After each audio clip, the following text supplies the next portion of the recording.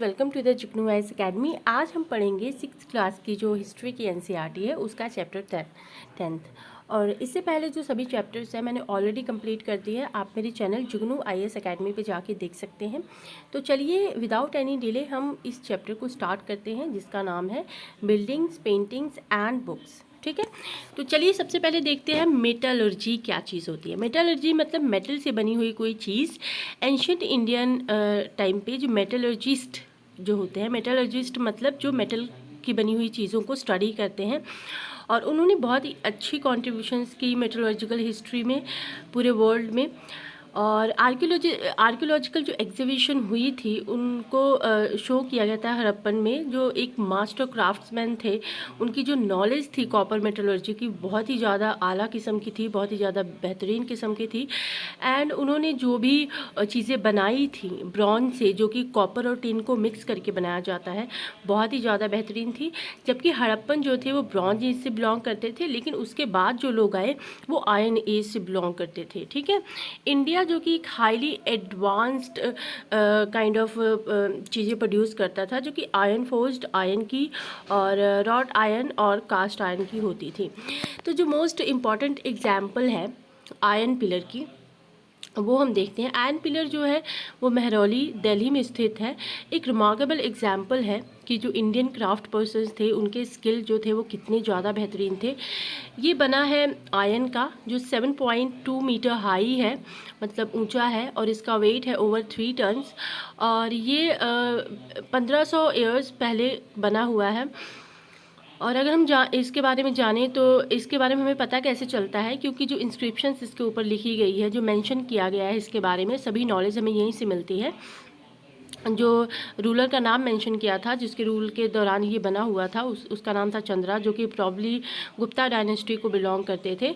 और एक बहुत ही ज़्यादा अमेजिंग फैक्ट है इस पिलर के बारे में कि ये कभी भी रस्टेड नहीं हुआ। इतने सालों से 1500 ईयर्स पहले से बना हुआ है, लेकिन अभी तक इसमें कोई जंग जैसी कोई चीज़ नहीं लगी है। ठीक है, उसके बाद देखते हैं building in brick and stone. कुछ बिल्डिंग्स बनी थी जो ब्रिक्स और स्टोन की थी। जो स्किल था हमारे क्राफ्ट पर्सन्स का वो बहुत ही ज़्यादा बेहतरीन था बिल्डिंग्स में भी, जो अभी तक सर्वाइव कर रही हैं, जैसे कि स्तूपा। स्तूपा का मतलब माउंड होता है। ठीक है, ये बहुत काइंड ऑफ स्तूपास होते हैं, जैसे राउंड भी होते हैं, टॉल भी होते हैं, बिग भी होते हैं, स्मॉल भी होते हैं। लेकिन इसके कुछ कॉमन फीचर्स होते हैं, जैसे कि एक स्मॉल बॉक्स होता है जो कि बीच में रखा जाता है, स्तूपा के बीच में। ठीक है, उसमें कोई बॉडीली रिमेन्स होता है, जैसे कि टीथ, बोन और एशेज़ बुद्धा के और उनके फॉलोअर्स के एशेज़ होते हैं उसमें, तो उसको बीच में रखा जाता है। और इसको बनाने के लिए प्रीशियस स्टोन्स और ये प्रीशियस स्टोन्स और कॉइन्स भी यहाँ पे रखा जा सकता है। ठीक है, इस बॉक्स को हम रेलिक्स या कास्केट के नाम से जानते हैं, जो कि कवर्ड विद अर्थ, मतलब अर्थ से कवर्ड होता है। और जो लेयर है मड ब्रिक की और बेक ब्रिक की, वो इसके टॉप पे मतलब लगाई जाती है। एक माउंट लाइक स्ट्रक्चर, एक डोम लाइक स्ट्रक्चर बनाया जाता है, जो कि स्टोन और स्लैब से कार्व्ड होता है। ठीक है, ऑफन अगर हम देखें तो जो पाथ हमें होता है इसके साइड बाय साइड में, उसको हम पद दक्षिणा पथा कहते हैं, जो कि स्तूपा के राउंड में होता है। ठीक है, एंड ये सराउंडेड होता है विथ रेलिंग्स। एंट्रेंस जब हम करते हैं पाथ में तो गेटवे के थ्रू करते हैं, और डिवोटीज जो होते हैं राउंड इस स्तूपा को मतलब वॉक क्लॉकवाइज डायरेक्शन में वॉक करते हैं, जिसको मार्क ऑफ डिवोशन भी कहा जाता है। Both relics and gateways often जो है डेकोरेटेड होते हैं स्कल्पचर्स से। ठीक है, ये आप देख सकते हैं पिक्चर में। फिर अमरावती में मिला है कि ये एक प्लेस है जहाँ पे मैग्निफिकेंट स्तूपा जो था वो एग्जिस्ट करता था, और many of the stone carvings जो थी वो डेकोरेटेड थी स्तूपा में। और 2000 ईयर्स अगो ये चीज़ें बनी हुई थी। और कुछ और बिल्डिंग्स मिली हैं, जैसे कि आर्टिफिशियल केव्स वगैरह, उसमें से कुछ बहुत ही ज़्यादा लेबोरेटली डेकोरेटेड है स्कल्पचर से, और पेंटेड वॉल है, कुछ वॉल्स को पेंटिंग वगैरह की गई है। और कुछ अर्लीस्ट हिंदू टेम्पल्स जो थे वो भी उस टाइम के बने थे। उसमें कुछ डिटीज थे, जैसे कि विष्णु, शिवा, दुर्गा, जो कि उस समय में वर्शिप किए जाते थे, इनकी पूजा होती थी। ठीक है, ये आप कुछ मंदिर का स्ट्रक्चर आप देख सकते हैं। मोस्ट इम्पोर्टेंट पार्ट जो है टेम्पल का वो होता था रूम, जिसे गर्भगृह कहते थे, जहाँ पे जो मेन डीटी है वहाँ पे रखी जाती थी, चीफ मेन डीटी वहाँ पे रखी जाती थी गर्भगृह में। और प्रीस्ट जो होते थे वो रिलीजियस रिचुअल्स वगैरह वहीं पे परफॉर्म करते थे और डीटी को वर्शिप करते थे और डिवोटीज ऑफर करते थे। ठीक है। ऑफन अगर हम देखें तो भीतर गांव एक टावर है जिसको हम शिखरा कहते हैं। भीतर गांव में एक टावर है जिसको हम शिखरा कहते हैं। टॉप पे गर्भगृह के टॉप पे बनता है ये, और इसको मार्क किया गया है कि ये मोस्ट सेक्रेड प्लेस है। और बिल्डिंग शिखरा जो होती है वो एक बहुत ही ज़्यादा केयरफुल प्लानिंग की ज़रूरत होती है उसको बनाने के लिए। लेकिन मोस्ट टेम्पल जो है वो उस वहाँ पे एक स्पेस होती है जिसको मंडप कहते हैं।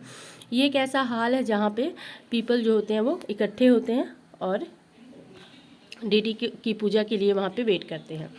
महाबलीपुरम में आयोल में मैप 7 में आप देखेंगे कुछ फाइनेस्ट स्टोन टेम्पल वहाँ पे मिले हैं उस टाउन में, जो कि ये आप देख सकते हैं।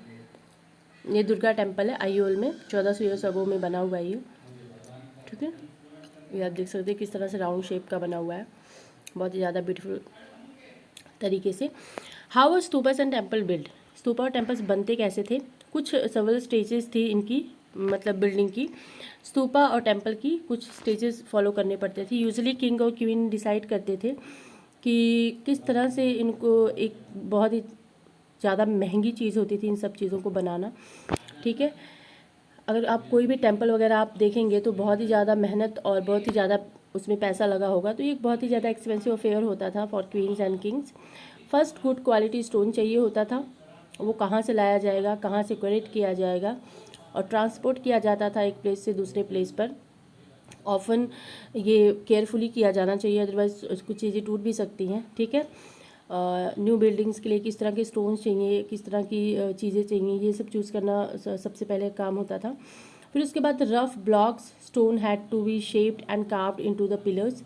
कुछ स्टोन और शेप बनाई जाती थी ताकि पिलर्स को बनाया जा सके, और पैनल्स बनाया जाता था वॉल्स के लिए, फ्लोर्स के लिए, सीलिंग्स के लिए।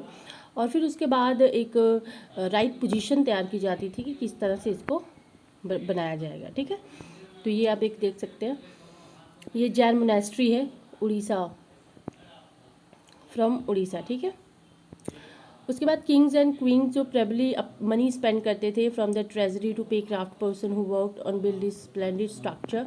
ऑब्वियसली जो क्राफ्ट पर्सन मेहनत करेंगे, इन चीज़ों को बनाएंगे, उन्हें पैसे तो पे करने ही पड़ेंगे। तो किंग एंड क्वीन अपनी ट्रेजरी में से, अपने खजाने में से पैसे स्पेंड करते थे। उसके बाद डिवोटीज जो होते थे वो आते थे टेम्पल्स में, विजिट करते थे, और स्तूपा और टेम्पल्स में आते थे, वो विज़िट करते थे, और वो गिफ्ट भी लेकर आते थे, एंड विच वो use to decorate the buildings, जिसको बिल्डिंग को डेकोरेट करने के लिए यूज़ किया जाता था। ठीक है, फॉर एग्जांपल जैसे कि association of ivory workers paid for one of the beautiful gateways at Sanchi. एक एवरी था एसोसिएशन ऑफ एवरी वर्कर्स, उन्होंने कुछ ब्यूटीफुल गेटवेज दिए थे, जो कि बहुत ही ब्यूटीफुल गेटवेज है एट सांची में। ठीक है, कुछ अदर चीज़ें होती थी जैसे कि कुछ डेकोरेशंस के लिए merchants, farmers, garland makers, perfumers, meet hundreds of mans womens are known only by their names inscribed on the pillar, railing and walls. ये सब लोग भी पे करते थे ताकि वॉल्स को या फिर पिलर्स को अपने हिसाब से डेकोरेट किया जा सके। So when you get a chance to visit any of this building, remember how several hundreds of people probably work to construct and decorated them. तो जब किसी को विजिट करने का मौका मिलता था बिल्डिंग्स पर या फिर टेम्पल्स पर, तो वो अपनी तरफ से कुछ ना कुछ ऐसी चीज़ें लाते थे जो उसको आगे और एनहांस कर सके, उसकी खूबसूरती को, और उसको किस तरह से डेकोरेट किया कर सके, ये सब चीज़ें वो खुद अपने साथ लेकर आते थे। उसके बाद देखते हैं पेंटिंग। ये आप देख सकते हैं एक पेंटिंग है, ये पेंटिंग है फ्रॉम अजंता जो आप देख रहे हैं। ठीक है, ये एक प्लेस है जहाँ पे बहुत सारे केव्स थे, ठीक है। एक बहुत सा ऊंचा पहाड़ होता था, उसमें लोग गुफा बनाते थे काफ़ी सेंचुरीज पहले। Most of this were monasteries for Buddhist monk. कुछ जो केव्स होती थी वो मोनास्ट्रीज होती थी जो बुद्धिस्ट मॉन्क के लिए बनाई जाती थी, और कुछ जो केव्स होती थी वो डेकोरेट की जाती थी विद पेंटिंग्स। और यहाँ पे कुछ एग्जांपल्स है कि एक केव है जो कि बहुत अंधेरा है उसके अंदर, और ये पेंटिंग जो होती थी वो टॉर्च की लाइट से की जाती थी। और कलर्स जो यहाँ पे यूज़ होते थे वो बहुत ही ज़्यादा अच्छे होते थे। 1500 साल ईयर्स पहले की ये पेंटिंग्स है जो कि मेड ऑफ प्लांट्स और मिनरल्स से बने हुए हैं। जो आर्टिस्ट हैं जिन्होंने इस चीज़ को क्रिएट किया है, बहुत ही ज़्यादा बेहतरीन काम किया है, जो अभी भी अननोन है, उनके बारे में कुछ नहीं पता है कि किन्होंने ये पेंटिंग की है। आप इसमें से ये एक चीज़ देख सकते हैं, ठीक है।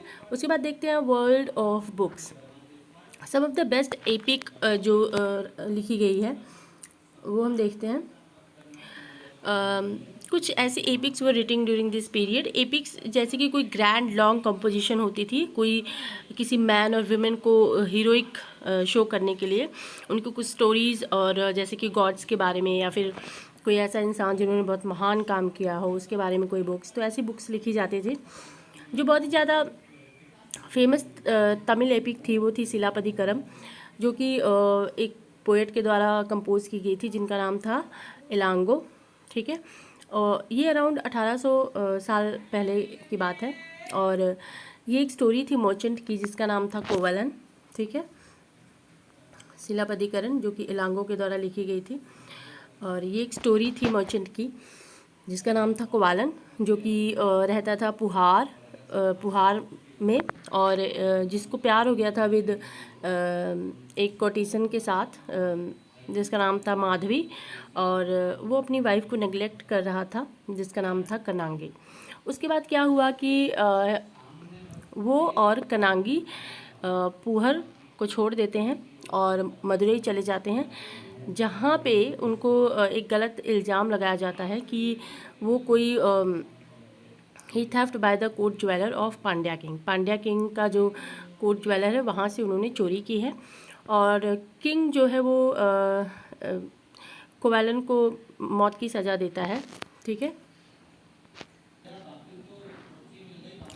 उसको मौत की सज़ा दी जाती है, ठीक है। फिर कनांगी जो कि अभी भी अपने पति से प्यार करती थी, वो बहुत ही ज़्यादा दुख होता है उसे और उससे गुस्सा भी आता है इस इनजस्टिस पर।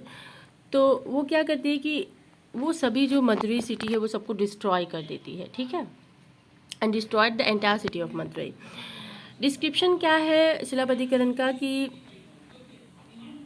हाउ पोएट डिस्क्राइब कनांगीज ग्रीफ, वो कनांगी का ग्रीफ मतलब दुख किस तरह बयां करता है पोएट, ये आप पढ़ लेना, ये इतना इम्पोर्टेंट नहीं है, ठीक है। उसके बाद एक अनदर जो तमिल एपिक है वो है मनी मेकलाई। ये कंपोज किया गया था बाय सतानार, जो कि 14 साल ईयर पहले किया गया था, ठीक है। 14 साल मतलब 1400 ईयर्स अगो किया गया था, और ये डिस्क्राइब करता है story of daughter of कोवलन and Madhavi.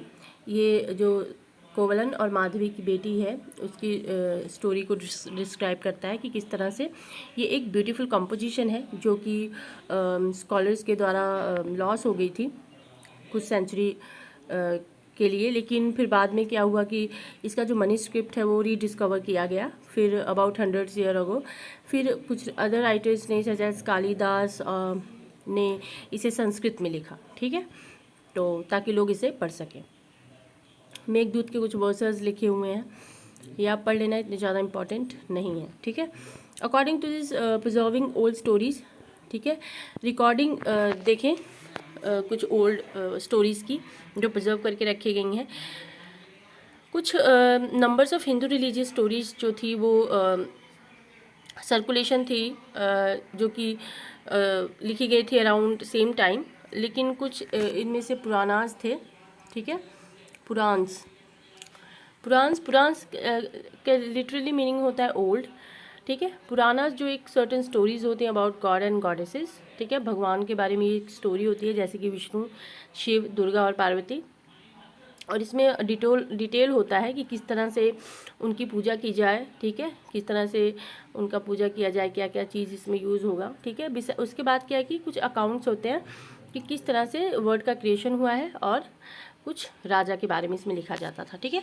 पुराना जो थे वो एक सिंपल संस्कृत वर्ड में लिखे जाते थे वर्सेस में, ठीक है। सो ये were mean to be heard by everybody, ठीक है, कि मतलब ये हर किसी के द्वारा सुना जाए। और probably recited temple by priest जो होते थे टेम्पल के, वो इसे सुनाते थे और लोग आते थे और सुनते थे, ठीक है। 2 संस्कृत एपिक्स थे, एक महाभारत और एक रामायण। महाभारत और रामायण जो कि बहुत ही ज़्यादा पॉपुलर हुआ for very long time. Some of you may be familiar with this stories. आप लोगों को तो पता ही होगा महाभारत के बारे में, जो कि लड़ा गया था बिटवीन कौरवास एंड पांडवास, और ये सब कज़न ही थे, ठीक है। और इसके बाद जो वॉर था वो एक कंट्रोल गेन करता है कि जो कुरुस का थ्रोन है वो किसके पास जाएगा, जो कि कैपिटल थी हस्तिनापुर की, ठीक है। ये स्टोरी जो है वो बहुत ही ज़्यादा पुरानी है, बट ये लिखी गई थी from which we know today. हम जानते हैं कि 1500 साल पहले की बात है ये, ठीक है।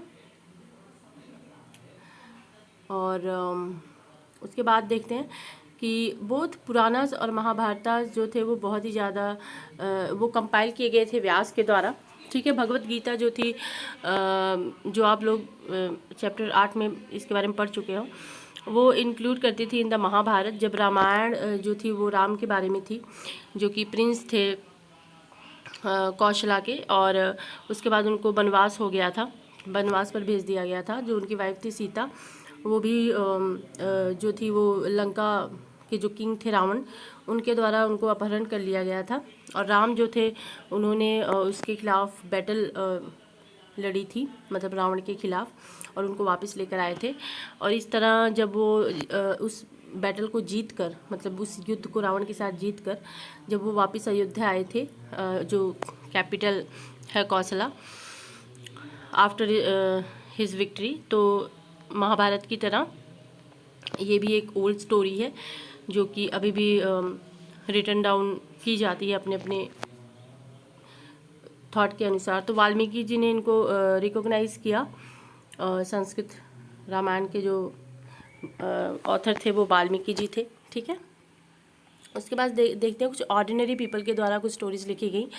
ऑर्डिनरी पीपल्स भी स्टोरीज़ कहा करते थे, पोएम कंपोज किया करते थे, सॉन्ग गाया करते थे, डांस किया करते थे, और कुछ प्ले भी परफॉर्म किया करते थे। और इन सब चीज़ों को ना कलेक्ट करके रखा गया है, प्रिजर्व करके रखा गया है, जैसे कि जातका और पंचतंत्रा, ये सब आम लोगों के द्वारा स्टोरीज़ कही जाती थी, ठीक है। और stories from Jatakas were often shown in the railings of stupa and painting in the places at Ajanta Ellora की जो केव्स है वहाँ पे जातका और पंचतंत्र की स्टोरीज़ आपको देखने को मिल जाएंगी, ठीक है। ये आप देख सकते हैं story of the monkey king, ये किस तरह से दिखाई गई है, देखिए। आई थिंक ये स्टोरी जाननी आपको ज़रूरी नहीं है, लेकिन फिर भी मैं एक बार आपको पढ़ के सुना देती हूँ। एक बार क्या था कि एक ग्रेट मंकी किंग था, वो गंगा के किनारे रहता था हिमालय में।